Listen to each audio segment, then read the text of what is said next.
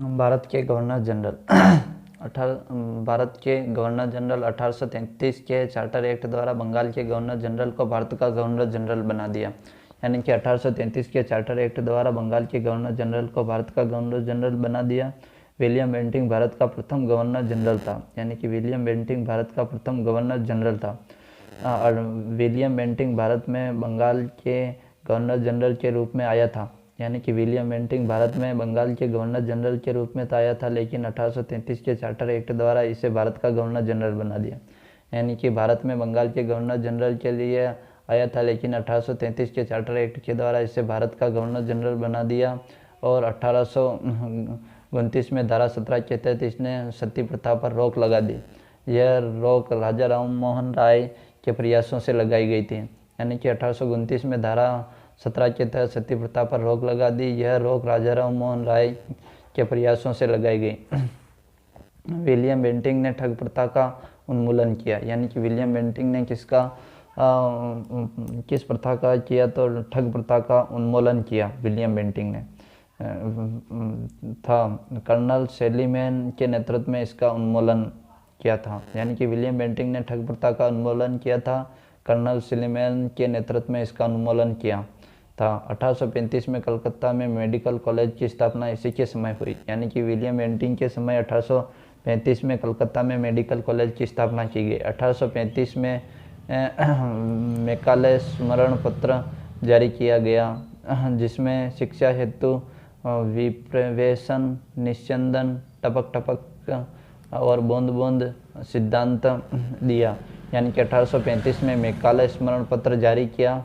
1835 में मैकाले स्मरण पत्र जारी किया गया, जिसमें शिक्षा हेतु विप्रवेशन, निस्यंदन, टपक, छंदन, बूंद बूंद सिद्धांत दिया। इसके अंतर्गत भारतीय उच्च वर्ग को अंग्रेजी में शिक्षा दी जाएगी। यानी कि इसके अंतर्गत भारतीय उच्च वर्ग को अंग्रेजी में शिक्षा दी जाएगी, जो टपक टपक कर जनसाधारण तक पहुंचेगी। टपक टपक कर जनसाधारण तक पहुंचेगी। चार्ल्स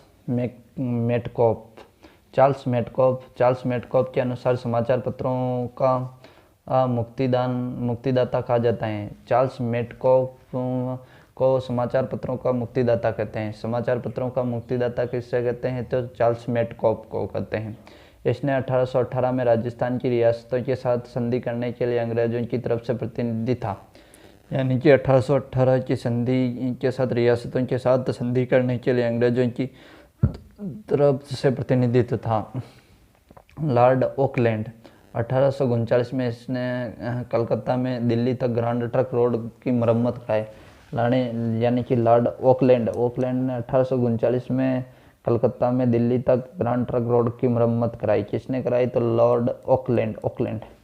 लॉर्ड एलनबरो 1843 में सिंध का विलय किया गया।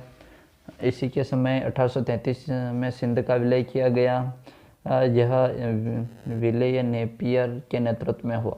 यह विलियम नेपियर के नेतृत्व में हुआ। 1843 में दास प्रथा धारा 5 के तहत प्रतिनिधित्व लगाया गया। यानी कि लॉर्ड एलनबरो के समय 1843 में दास प्रथा धारा 5 के तहत प्रतिबंध लगाया गया।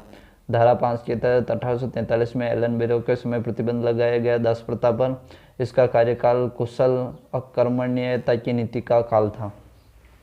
यानी कि लॉर्ड एलनबरो का कार्यकाल कुशल अकर्मण्यता की नीति पर आधारित था।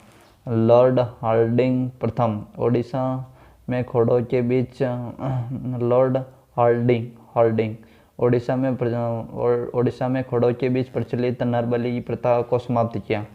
ओडिशा में प्रचलित खोड़ों के बीच प्रचलित नरबलि प्रथा को समाप्त किसने किया, तो लॉर्ड हार्डिंग प्रथम ने। अब पढ़ते हैं लॉर्ड डलहौजी का आधुनिक भारत के मानचित्र का निर्माता कहते हैं। यानी कि आधुनिक भारत के मानचित्र का निर्माता किसे कहते हैं, तो डलहौजी को कहते हैं। डलहौजी ने भारतीय रियासतों का ब्रिटिश साम्राज्य में विलय किया।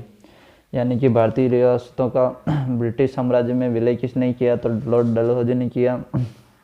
रेलवे माइन पोर्ट 1853 में बम्बई से थाने तक रेल का परिचालन किया। शिमला में ग्रीष्मकालीन राजधानी बनाई। शिमला को ग्रीष्मकालीन राजधानी भी लॉर्ड डलहौजी ने बुलाई। युद्ध द्वारा किए गए विलय पंजाब, सिक्किम, लाहौर, बर्मा व पिगू। पंजाब, सिक्किम, बर्मा शांतिपूर्ण तरीके से किए गए विलय। शांतिपूर्ण तरीके से इसने कौन कौन से विलय किए गए? 1849 में सतारा को किया, 1849 में जैतपुर व संभल को किया, 1850 में बघाट, 1852 में उदयपुर, 1854 में नागपुर, 1853 में झांसी, 1855 में करौली। 1855 करौली, 1853 झांसी, 1854 नागपुर, 1852 उदयपुर, 1850 बाघाट, 1849 जैतपुर संबलपुर और 1849 सतारा। डलहौजी के सुधार 1852 में भारत में तार सेवा शुरू की थी, यानी कि डलहौजी ने 1853 में भारत में तार सेवा शुरू की थी। तार विभाग का प्रमुख ओ सेगनेसी था। तार विभाग का प्रमुख ओ सेगनेसी था। 1853 में भारत में रेलवे सेवा शुरू की। 1853 में रेलवे सेवा शुरू की पहली बार Bombay to Thane. Engine ferry क्विंक 1854 में डाक सेवा शुरू की। 1854 में डाक सेवा शुरू की। डाक टिकट पर 2 पैसा का होता था, यानी कि डाक टिकट पर 2 पैसा होता था। डलहौजी ने सैनिकों के लिए भी डाक टिकट अनिवार्य कर दिया। डलहौजी ने सैनिकों के लिए भी डाक टिकट अनिवार्य कर दिया। 1854 में सार्वजनिक निर्माण विभाग PWD बनाया गया। 1854 में सार्वजनिक निर्माण विभाग PWD बनाया गया। 1854 में सार्वजनिक निर्माण विभाग PWD बनाया गया। 1854 में शिक्षा सुधारित किया डलहौजी ने। यह सुधार चार्ल्स वुड के नेतृत्व में किया गया, इसलिए इन्हें वुड स्पेंस कहा जाता है। यह सुधार चार्ल्स वुड के नेतृत्व में किया गया। शिक्षा में 1854 में शिक्षा में सुधार किया। यह सुधार चार्ल्स वुड के नेतृत्व में किया, इसलिए इन्हें वुड स्पेंस कहा जाता है, यानी कि इसीलिए इसे वुड स्पेंस कहा जाता है। चार्ल्स वुड ऑफ कंट्रोल का अध्यक्ष था। चार्ल्स वुड ऑफ कंट्रोल का बोर्ड ऑफ कंट्रोल का अध्यक्ष कौन था? तो चार्ल्स वुड था। Charles Wood